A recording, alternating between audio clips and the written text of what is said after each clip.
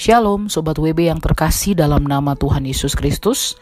Renungan Harian Wanita Bijak edisi hari Minggu 16 Maret 2025 berjudul Berespons dengan Benar.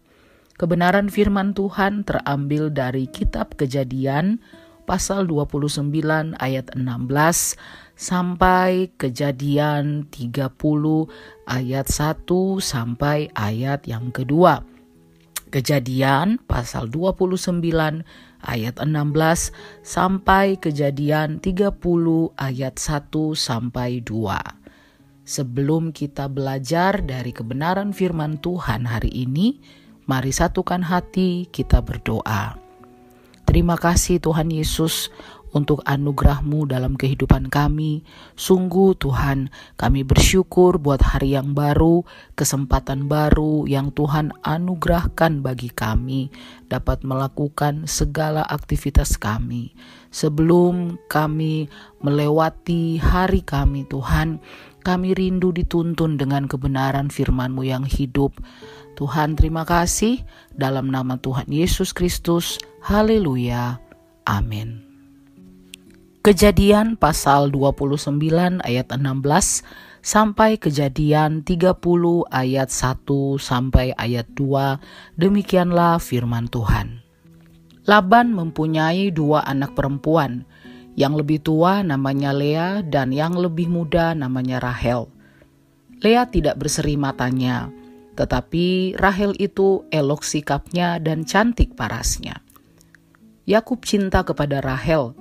Sebab itu ia berkata, "Aku mau bekerja padamu 7 tahun lamanya untuk mendapat Rahel, anakmu yang lebih muda itu." Sahut Laban, "Lebih baiklah ia kuberikan kepadamu daripada kepada orang lain, maka tinggallah padaku." Jadi bekerjalah Yakub 7 tahun lamanya untuk mendapat Rahel itu. Tetapi yang 7 tahun itu dianggapnya seperti beberapa hari saja, karena cintanya kepada Rahel. Sesudah itu berkatalah Yakub kepada Laban, "Berikanlah kepadaku bakal istriku itu, sebab jangka waktuku telah genap, supaya aku akan kawin dengan dia." Lalu Laban mengundang semua orang di tempat itu dan mengadakan perjamuan. Tetapi pada waktu malam diambilnyalah Lea, anaknya, lalu dibawanya kepada Yakub. Maka Yakub pun menghampiri dia. Lagi pula Laban memberikan Silpa, budaknya perempuan, kepada Lea anaknya itu menjadi budaknya. Tetapi pada waktu pagi tampaklah bahwa itu Lea. Lalu berkatalah Yakub kepada Laban, "Apakah yang kau perbuat terhadap aku ini? Bukankah untuk mendapat Rahel aku bekerja padamu? Mengapa engkau menipu aku?" Jawab Laban, "Tidak biasa orang berbuat demikian di tempat kami ini, mengawinkan adiknya lebih dahulu daripada kakaknya. Genapilah dahulu 7 hari perkawinanmu dengan anakku ini, kemudian anakku yang lain pun akan diberikan kepadamu sebagai upah, asal engkau bekerja pula padaku 7 tahun lagi." Maka Yakub berbuat demikian. Ia menggenapi ke-7 hari perkawinannya dengan Lea. Kemudian Laban memberikan kepadanya Rahel, anaknya itu, menjadi istrinya. Lagi pula Laban memberikan Bilha, budaknya perempuan, kepada Rahel, anaknya itu, menjadi budaknya. Yakub menghampiri Rahel juga, malah ia lebih cinta kepada Rahel daripada kepada Lea. Demikianlah ia bekerja pula pada Laban 7 tahun lagi. Anak-anak Yakub. Ketika Tuhan melihat bahwa Lea tidak dicintai, dibukanyalah kandungannya, tetapi Rahel mandul. Lea mengandung, lalu melahirkan seorang anak laki-laki dan menamainya Ruben. Sebab katanya, "Sesungguhnya Tuhan telah memperhatikan kesengsaraanku. Sekarang tentulah aku akan dicintai oleh suamiku. Mengandung pulalah ia, lalu melahirkan seorang anak laki-laki. Maka ia berkata, sesungguhnya Tuhan telah mendengar bahwa aku tidak dicintai. Lalu diberikannya pula anak ini kepadaku. Maka ia menamai anak itu Simeon. Mengandung pulalah ia, lalu melahirkan seorang anak laki-laki.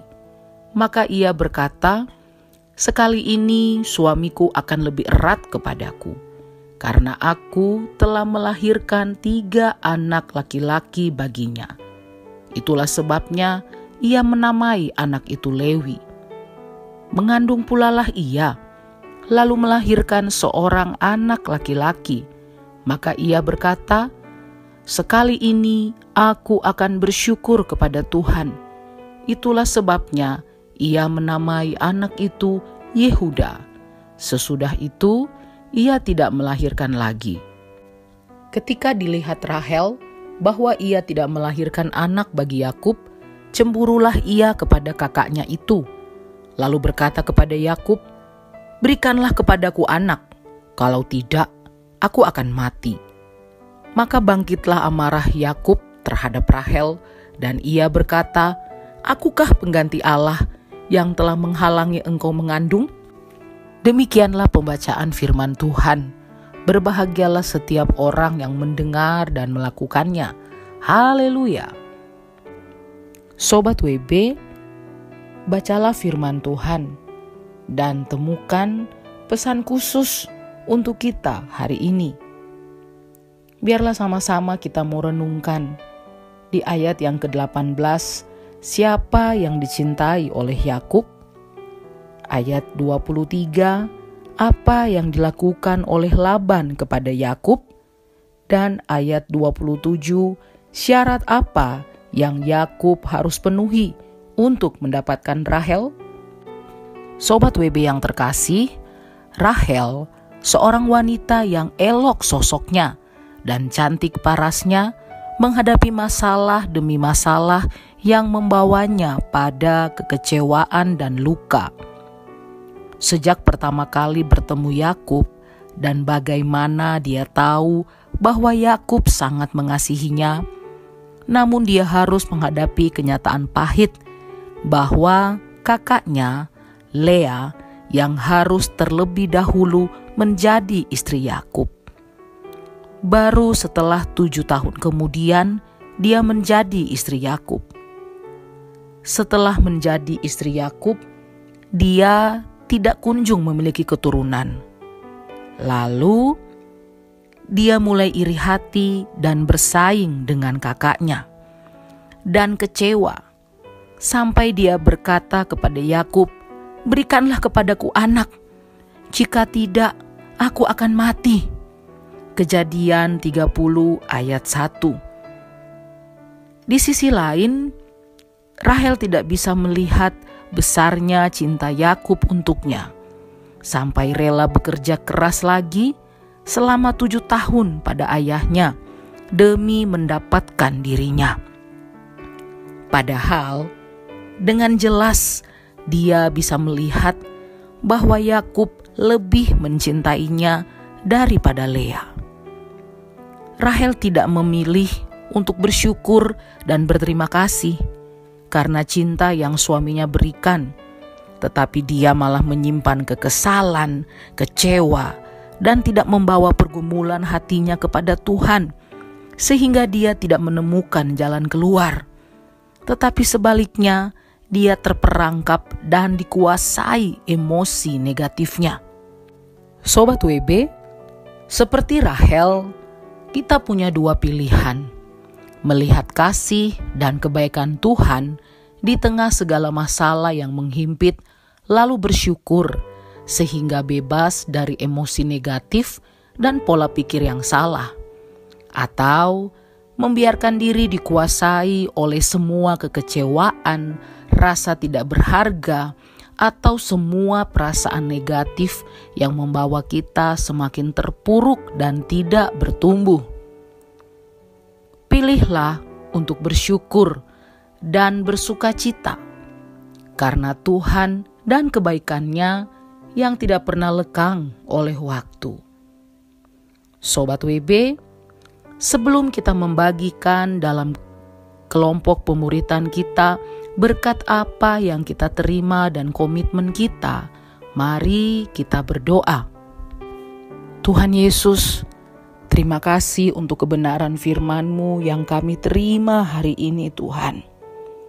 Kami mau senantiasa menjadi pribadi yang selalu belajar mengucap syukur dalam segala situasi dan keadaan yang terjadi di hidup kami Tuhan.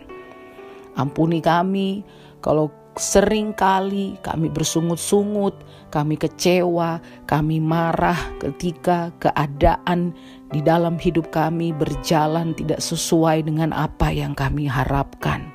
Tuhan, kami mau terus melekat kepadamu, kami mau terus belajar mengasihi-Mu, kami mau terus belajar untuk menghargai betapa besarnya kasih dan cinta-Mu dalam hidup kami.